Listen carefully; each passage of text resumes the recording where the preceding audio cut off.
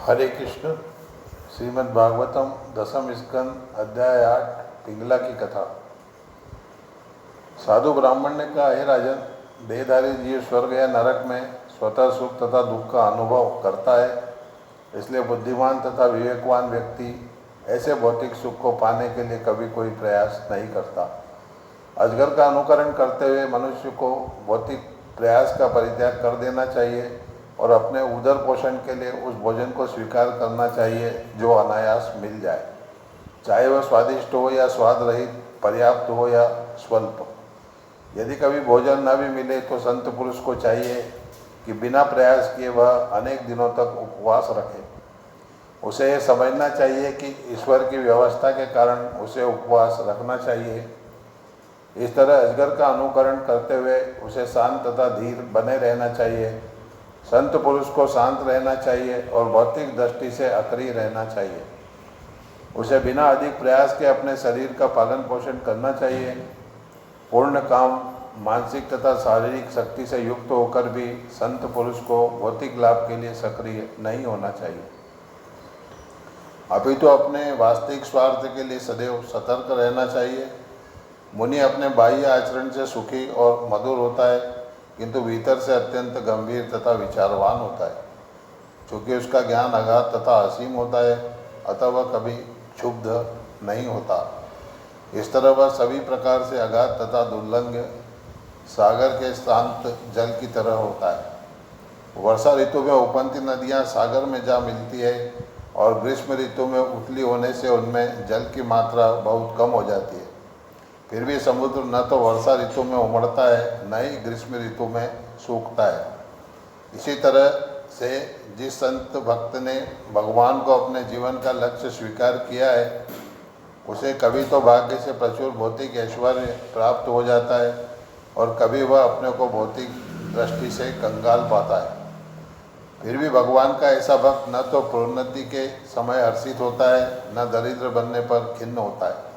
जो व्यक्ति अपनी इंद्रियों को वश में नहीं कर पाता, वह परमेश्वर की माया से उत्पन्न स्त्री के स्वरूप को देखकर तुरंत आकृष्ट हो जाता है। दरअसल जब कोई स्त्री मोहक शब्द बोलती है, नखरे से हंसती है, तो मनुष्य का मन तुरंत मुग्ध हो जाता है और वह भव अंधकार में उसी तरह जा गिरता है जिस तरह पतंगा अग्नि पर मदान्ध होकर उसकी लपटों में तेजी से गिर पड़ता है। विवेक रहित मूर्ख व्यक्ति सुनहले गहनों, सुंदर वस्त्रों और अन्य प्रसाधनों से युक्त स्त्री को देखकर तुरंत ललचा उठता है।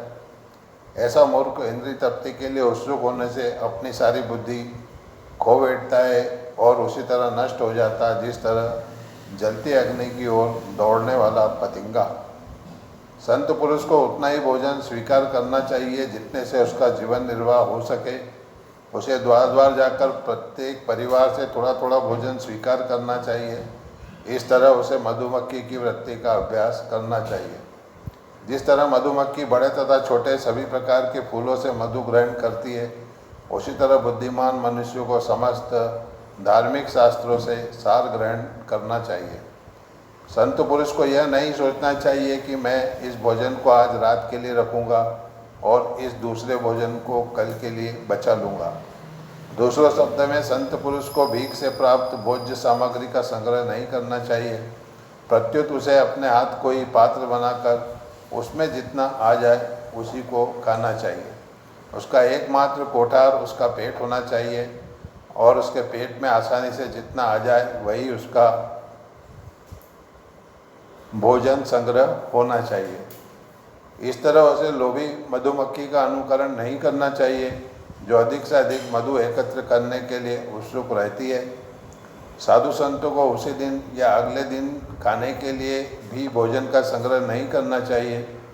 यदि वह इस आदेश की अवहेलना करता है और मधुमक्खी की तरह अधिक से अधिक स्वादिष्ट भोजन एकत्र करता है, तो उसने जो कुछ एकत्र किया है वह निस्संदेह उसे नष्ट कर देगा। मैंने हाथी से यह सीखा है कि संत पुरुष को चाहिए कि वह किसी युवती का स्पर्श न करे। वस्तुतः उसे काठ की बनी स्त्री के स्वरूप वाली गुड़िया को भी अपने पांव से स्पर्श नहीं होने देना चाहिए। विवेकवान व्यक्ति को किसी भी परिस्थिति में अपनी इंद्रिय तृप्ति के लिए स्त्री के सुंदर रूप का लाभ उठाने का प्रयास नहीं करना चाहिए। लोभी व्यक्ति बहुत संघर्ष तथा कष्ट से प्रचुर मात्रा में धन एकत्र करता है, किंतु इस धन को एकत्र करने वाले व्यक्ति को इसका भोग करने या अन्यों को दान नहीं करने दिया जाता। लोभी व्यक्ति उस मधुमक्खी के समान है जो प्रचुर मात्रा में शहद उत्पन्न करने के लिए संघर्ष करती है, किंतु इसे उस व्यक्ति द्वारा चुरा लिया जाता है जो या तो स्वयं उसका भोग करता है या अन्यों को बेच देता है। कोई चाहे जितनी सावधानी के साथ अपनी कठिन कमाई को क्यों न छिपाए या उसकी रक्षा करने का प्रयास करे, किंतु मूल्यवान वस्तुओं का पता लगाने वाले पटु लोग उसे चुरा ही लेंगे।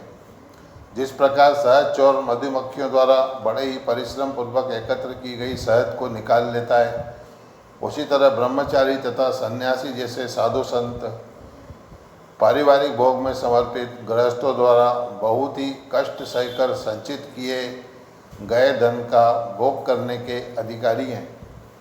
वनवासी सन्यासी को चाहिए कि भौतिक भोग को उत्तेजित करने वाले गीत या संगीत को कभी भी न सुने। प्रत्युत संत पुरुष को चाहिए कि ध्यान से उस हिरण के उदाहरण का अध्ययन करे जो शिकारी के वाद्य के मधुर संगीत से विमोहित होने पर पकड़ लिया और मार डाला जाता है। सुंदर स्त्रियों के सांसारिक गायन, नृत्य तथा संगीत मनोरंजन से आकृष्ट होकर मृगीपुत्र ऋष्यशृंग मुनि तक उनके वश में आ गए। जिस तरह जीव का भोग करने की इच्छा से प्रेरित मछली मछुआरे के कांटे में फंसकर मारी जाती है, उसी तरह मूर्ख व्यक्ति जीव की अत्यधिक उद्वेलित करने वाली उमंगों से मोहग्रस्त होकर विनष्ट हो जाता है। उपवास द्वारा विद्वान पुरुष जीव के अतिरिक्त अन्य सारी इंद्रियों को जल्दी से अपने वश में कर लेते हैं, क्योंकि ऐसे लोग अपने को खाने से दूर रखकर स्वादेंद्रिय को तृप्त करने की प्रबल इच्छा से पीड़ित हो उठते हैं। भले ही कोई मनुष्य अन्य सारी इंद्रियों को क्यों न जीत ले, किंतु जब तक जीव को नहीं जीत लिया जाता है तब तक वह इंद्रिय जीत नहीं कहलाता। यदि कोई मनुष्य जीव को वश में करने में सक्षम होता है तो उसे सभी इंद्रियों पर पूर्ण नियंत्रण करने वाला माना जाता है। हे राजपुत्र, पूर्व काल में विदेह नामक शहर में पिंगला नाम की एक वेश्या रहती थी। तब अब कृपा करके वह सुनिए जो मैंने उस स्त्री से सीखा है। एक बार वह अपने घर में किसी प्रेमी को लाने की इच्छा से रात के समय अपना सुंदर रूप दिखलाते हुए दरवाजे के बाहर खड़ी रही। हे पुरुष श्रेष्ठ, धन पाने के लिए अत्यधिक आतुर जब वह रात में गली में खड़ी थी तो वह उधर से गुजरने वाले सारे व्यक्तियों का अध्ययन यह सोच कर करती रही कि इसके पास अवश्य ही धन होगा। मैं जानती हूँ कि यह मूल्य चुका सकता है और मुझे विश्वास है कि वह मेरे साथ अत्यधिक भोग कर सकेगा। वह गली के सभी पुरुषों के बारे में ऐसा ही सोचती रही। जब वह द्वार पर खड़ी हो गई, कई पुरुष आए और उसके घर के सामने से टहलते हुए चले गए। उसकी जीविका का एकमात्र साधन वेश्यावृत्ति था, अतः उसने उत्सुकतापूर्वक सोचा हो सकता है कि अब जो आ रहा है वह बहुत धनी हो। आए वह तो रुक ही नहीं रहा, किंतु मुझे विश्वास है कि अन्य कोई अवश्य आएगा। अवश्य यह जो आ रहा है मेरे प्रेम का मूल्य चुकाएगा और शायद प्रचुर धन दे। इस प्रकार व्यक्ति की आशा लिए वह द्वार पर टेक लगाए खड़ी रही और अपना धंधा पूरा न कर सकी और सोने भी न जा सकी। उद्विग्नता से वह कभी गली में जाती और कभी अपने घर के भीतर लौट आती। इस तरह धीरे धीरे अर्धरात्रि हो आई।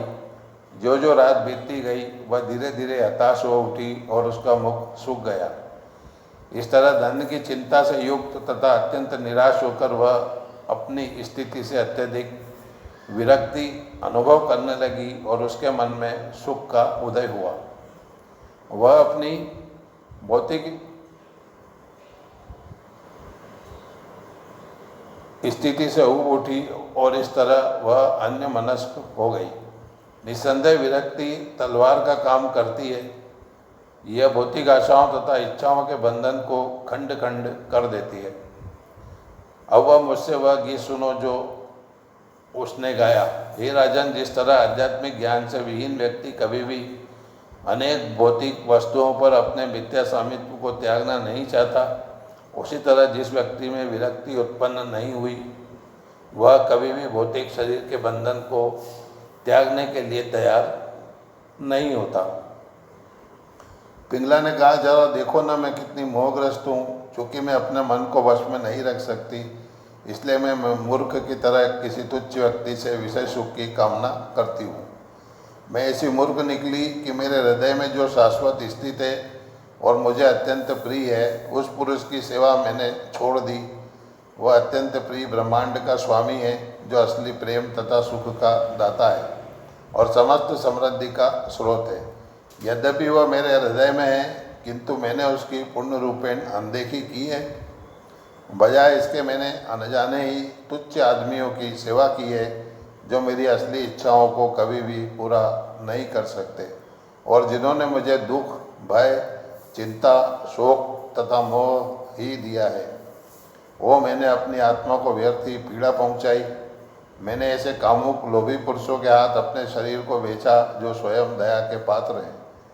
इस प्रकार मैंने इस अत्यंत गर्हित पैसे को अपनाते हुए धन तथा विषय सुख का आनंद पाने की आशा की थी। यह भौतिक शरीर एक घर के सदस्य है, जिसमें आत्मा रूप में रह रही हूँ। यह शरीर रीढ़, पसलियों, हाथ तथा पाँव को बनाने वाली हड्डियों से बना है। चमड़ी, बाल तथा नाखूनों से आच्छादित है और पूरा ढांचा मलमूत्र से भरा हुआ है। इस शरीर के 9 द्वार निरंतर गंदी वस्तुएं निकालते रहते हैं। भला मेरे अतिरिक्त कौन स्त्री इतनी मूर्ख होगी कि वह इस भौतिक शरीर के प्रति अनुरक्त होगी। निश्चित रूप से मैं निपट मूर्ख हूँ। मैंने उन भगवान की उपेक्षा की है जो हमें सब कुछ देते हैं, यहाँ तक कि हमारा मूल आध्यात्मिक स्वरूप भी देते हैं। मैंने उन्हें छोड़कर अनेक पुरुषों से इंद्रिय तृप्ति का भोग करना चाहा है। भगवान समस्त जीवों के हृदय में स्थित परमात्मा है। वे हर एक के शुभेच्छु तथा स्वामी हैं। अतः मैं पूर्ण शरणागति का मूल्य चुकाकर उनके साथ उसी तरह रमण करूँगी जिस तरह लक्ष्मी देवी करती हैं।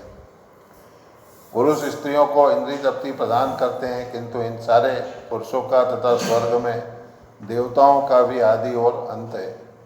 ये सभी क्षणिक सृष्टियाँ हैं जिन्हें काल विनष्ट कर देगा। अतएव इनमें से कोई भी अपनी पत्नियों को कितना वास्तविक आनंद या सुख प्रदान कर सकता है। यद्यपि मैंने भौतिक जगत को भोगने की दुराशा की थी, किंतु न जाने क्यों मेरे हृदय में विरक्ति उत्पन्न हो चुकी है और यह मुझे अत्यंत सुखी बना रही है। इसलिए भगवान विष्णु अवश्य ही मुझ पर प्रसन्न होंगे। मैंने अनजाने में ही उनको तुष्ट करने वाला कोई कर्म अवश्य किया होगा। जिस व्यक्ति में विरक्ति उत्पन्न हो चुकी है वह भौतिक समाज, मैत्री तथा प्रेम के बंधन त्याग सकता है, और जो पुरुष महान कष्ट भोगता है वह निराशा के कारण धीरे धीरे विरक्त हो जाता है तथा भौतिक जगत के प्रति अन्य मनस्क हो उठता है। मेरे हृदय में विरक्ति जागी है, इसलिए मैं सचमुच भाग्यशालिनी हूँ और मुझे भगवान की दया प्राप्त हुई है। वे अवश्य मुझ पर प्रसन्न हैं। भगवान ने मुझ पर जो महान उपकार किया है उसे मैं भक्तिपूर्वक स्वीकार करती हूँ। मैंने सामान्य इंद्रिय तृप्ति के लिए पापपूर्ण इच्छाएं त्याग कर अब भगवान की शरण ग्रहण कर ली है। अब मैं पूर्ण तुष्ट हूँ और मुझे भगवान की दया पर पूर्ण श्रद्धा है। अतः जो कुछ मुझे स्वतः मिल जाएगा उसी से मैं अपना भरण पोषण निर्वाह करूँगी। मैं एकमात्र भगवान के साथ विहार करूँगी, क्योंकि वे प्रेम तथा सुख के असली स्रोत हैं। इंद्रिय तृप्ति के कार्यों द्वारा जीव की बुद्धि हर ली जाती है और वह भौतिक जगत के अंधकूप में गिर जाता है। इस कुएं में उसे काल रूपी भयानक सर्प पकड़ लेता है। बेचारे जीव को ऐसी निराश अवस्था से भला भगवान के अतिरिक्त और कौन बचा सकता है। जब जीव देखता है कि समस्त ब्रह्मांड काल रूपी सर्प द्वारा पकड़ा जा चुका है तो वह गंभीर तथा विवेकवान बन जाता है और तब वह अपने को समस्त भौतिक इंद्रिय तृप्ति से विरक्त कर लेता है। उस अवस्था में जीव अपना ही रक्षक बनने का पात्र हो जाता है।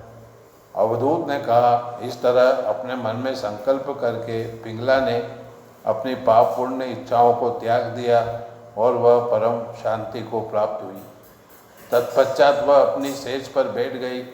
निस्संदेह भौतिक इच्छा ही सर्वाधिक दुख का कारण है और ऐसी इच्छा से मुक्ति सर्वाधिक सुख का कारण है।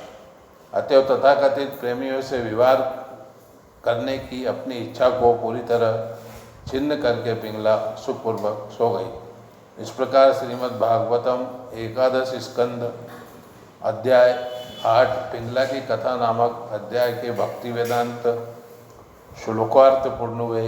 हरे कृष्ण कृष्ण कृष्ण हरे हरे, हरे राम राम राम हरे हरे, हरे कृष्ण कृष्ण कृष्ण हरे हरे, हरे राम राम राम हरे हरे, हरे कृष्ण।